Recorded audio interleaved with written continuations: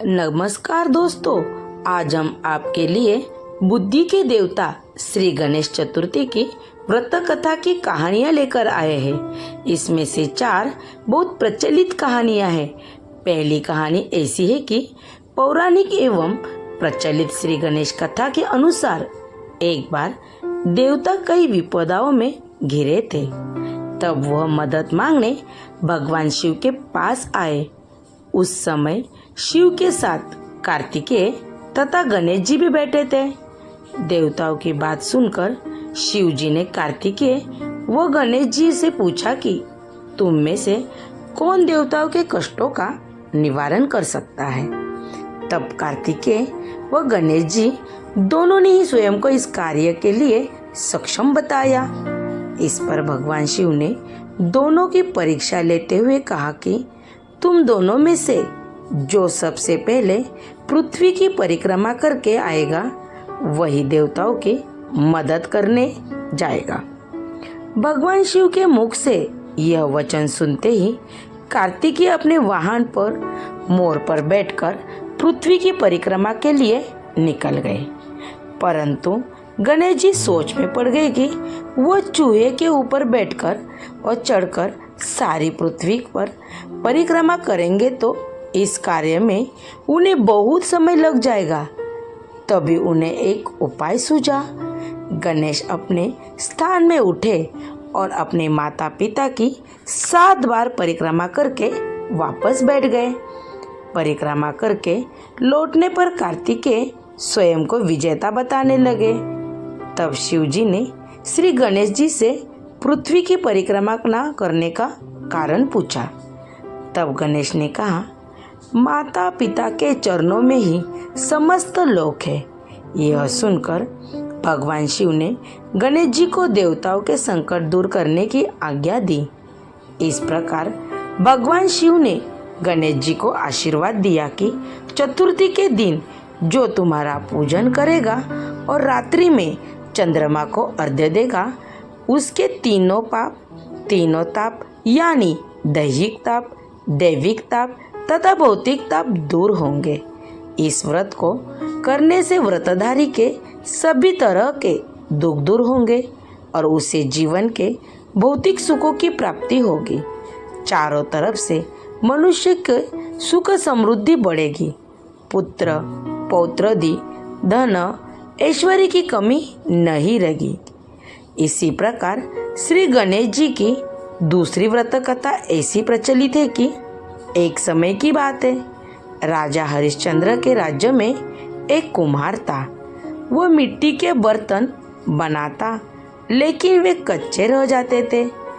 एक पुजारी की सलाह पर उसने इस समस्या को दूर करने के लिए एक छोटे बालक को मिट्टी के बर्तनों के साथ हवा में डाल दिया। उस दिन संकष्ट चतुर्थी का दिन था। उस बच्चे की माँ अपने बेटे के लिए परेशान थी। उसने गणेश जी से बेटे की कुशलता की प्रार्थना की। दूसरे दिन जब कुमार ने सुबह उठकर देखा तो हवा में उसके बर्तन तो पक गए थे, लेकिन बच्चे का बाल भी बांका भी नहीं हुआ था। वह डर गया और राजा के दरबार में जाकर सारी घटना बताई। इसके बाद राजा ने उस बच्चे को उसकी माँ को बुलवाया तो माँ ने सभी तरह के विघ्न को दूर करने वाली संकष्ट चतुर्थी का वर्णन किया। इस घटना के बाद से महिलाएं संतान और परिवार के सौभाग्य के लिए संकट चौथ व्रत का करने लगी। इसी प्रकार श्री भगवान गणेश जी की चतुर्थी की तीसरी व्रत कथा ऐसी है। एक समय की बात है कि विष्णु भगवान का विवाह लक्ष्मी जी के साथ निश्चित हो गया। विवाह की तैयारी होने लगी। सभी देवताओं को निमंत्रण भेजे गए, परंतु गणेश जी को निमंत्रण नहीं दिया। कारण जो भी रहा हो, अब भगवान विष्णु की बारात जाने का समय आ गया। सभी देवता अपनी पत्नियों के साथ विवाह समारोह में आए। उन सब ने देखा कि गणेश जी कहीं दिखाई नहीं दे रहे हैं। तब वे आपस में चर्चा करने लगे कि क्या गणेश जी को नहीं न्योता है या स्वयं गणेश जी नहीं आए हैं। सभी को इस बात पर आश्चर्य होने लगा। तभी सबने विचार किया कि विष्णु भगवान से ही इसका कारण पूछा जाए। विष्णु भगवान से पूछने पर उन्होंने कहा कि हमने गणेश जी के पिता भोलेनाथ महादेव को जो न्योता भेजा है, यदि गणेश जी अपने पिता के साथ आना चाहते हैं तो आ जाते। अगले से अलग से न्योता देने की कोई आवश्यकता भी नहीं थी। दूसरी बात यह है कि उनको 1.25 मन मूंग, 1.25 मन चावल, 1.25 मन घी और 1.25 मन लड्डू का भोजन दिन भर में चाहिए। यदि गणेश जी नहीं आएंगे तो कोई बात नहीं, दूसरे के घर जाकर इतना सारा खाना पीना अच्छा भी नहीं लगता। इतनी वार्ता करके सब लोग वहीं रह गए। किसी ने भी सुझाव दिया, किसी ने एक सुझाव दिया, यदि गणेश जी भी आए तो उनको द्वारपाल बनाकर बैठा देंगे कि आप घर की याद रखना। आप तो चूहे पर बैठकर धीरे धीरे चलोगे तो बारात से बहुत पीछे रह जाओगे। यह सुझाव भी सबको पसंद आ गया तो विष्णु भगवान ने भी अपनी सहमति दे दी। होने के कारण इतने में ही गणेश जी वहां आ पहुंचे और उन्हें समझा बुझा कर घर की रखवाली करने बैठा दिया। बारात चल दी। तब नारद जी ने देखा कि श्री गणेश जी तो दरवाजे पर ही बैठे हुए हैं, तो वे गणेश जी के पास गए और रुकने का कारण पूछा। गणेश जी ने कहने लगे कि विष्णु भगवान ने मेरा बहुत अपमान किया है। नारद जी ने कहा कि आप अपनी मूषक सेना को आगे भेज दे तो वो रास्ता खोद देंगे, जिससे उनके वाहन धरती में धंस जाएगा। तब आपको सम्मानपूर्वक बुलाना ही पड़ेगा। अब तो गणेश जी ने अपनी मूषक सेना जल्दी से जल्दी आगे भेज दी और सेना ने जमीन पोली कर दी। जब बारात वहां से निकली तो रथों के पहिए धरती में धंस गए। लाख कोशिश करने पर परंतु पहिए नहीं निकले। सभी ने अपने अपने उपाय किए परंतु पहिए को कोई नहीं निकाल सके, बल्कि जगह जगह से टूट गए। किसी की समझ में नहीं आ रहा था कि अब क्या किया जाए। तब तो नारद जी ने कहा, आप लोगों ने श्री गणेश जी का अपमान करके अच्छा नहीं किया। यदि उन्हें मना कर लाया जाए तो आपका कार्य सिद्ध हो सकता है और यह संकट टल सकता है।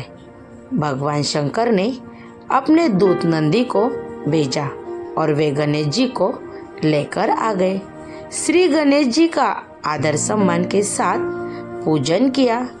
तब कहीं रथ के पहिए निकले।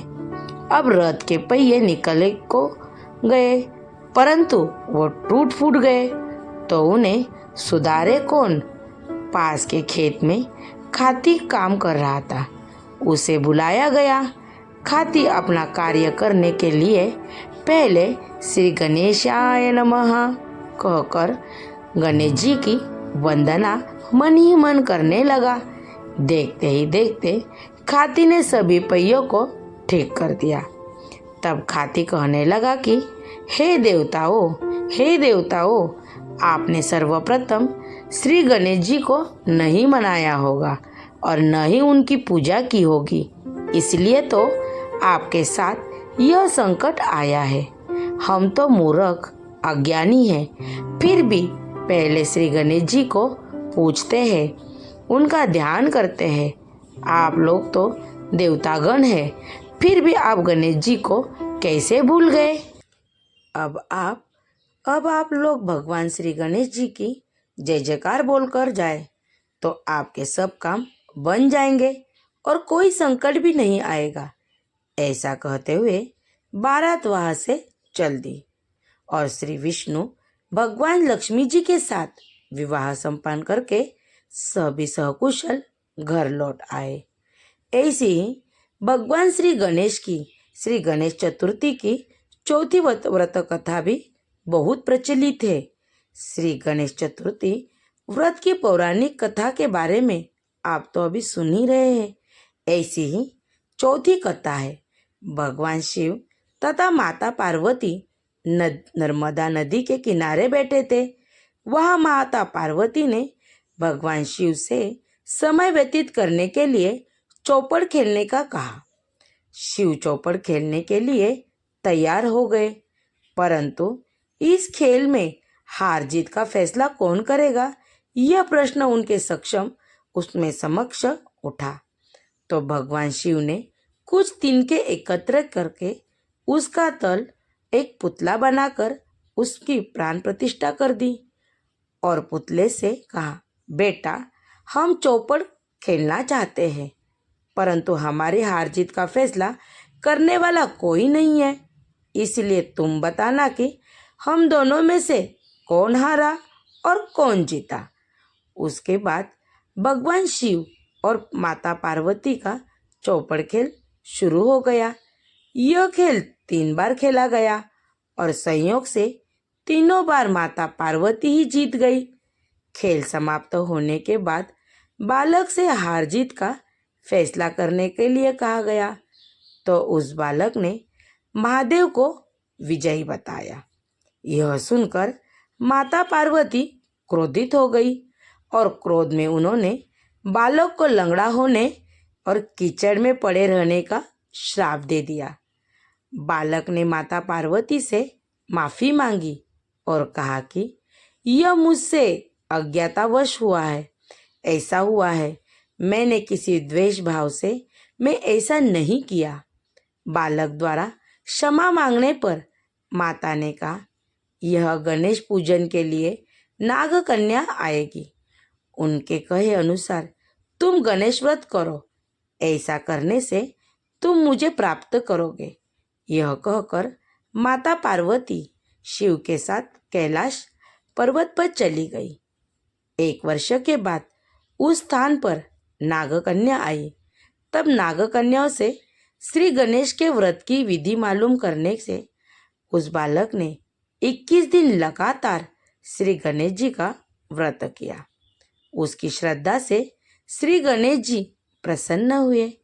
उन्हें बालक को मनोवांछित फल मांगने के लिए कहा। उस पर उस बालक ने कहा, हे विनायक, मुझ में इतनी शक्ति दीजिए कि मैं अपने पैरों से चलकर अपने माता पिता के साथ कैलाश पर्वत पर पहुंच सकूं और वे यह देख प्रसन्न हो जाए। तब बालक को वरदान देकर श्री गणेश अंतर्ध्यान हो गए। इसके बाद वह बालक कैलाश पर्वत पर पहुंच गया और कैलाश पर्वत पर पहुंचते ही अपनी कथा उसने भगवान शिव को सुनाई। चौपड़ वाले दिन से माता पार्वती और शिव जी से विमुख हो गई थी। अंततः देवी के कृष्ण होने पर भगवान शिव ने भी बालक के बताया कि अनुसार 21 दिनों तक श्री गणेश का व्रत किया। इस व्रत के प्रभाव से माता पार्वती के मन से भगवान शिव के लिए जो नाराजगी थी वह समाप्त हो गई। तब यह व्रत विधि भगवान शंकर ने माता पार्वती को बताई।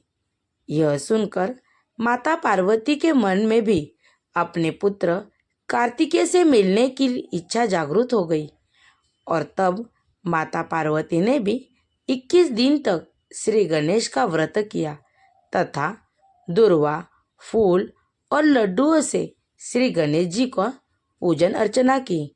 व्रत के 21 के दिन कार्तिकेय स्वयं माता पार्वती जी से आ मिले। उस दिन से श्री गणेश चतुर्थी का यह व्रत समस्त मनोकामनाएं की पूर्ति करने वाला व्रत माना जाता है। इस व्रत को करने से मनुष्य के सारे कष्ट दूर होकर मनुष्य को समस्त सुख सुविधाएं प्राप्त होती है। Thank you. ये गणेश जी की व्रत कथा आपको कैसी लगी कमेंट बॉक्स में कमेंट करके बताइए। चैनल पे नए हो तो चैनल को सब्सक्राइब कीजिए। धन्यवाद।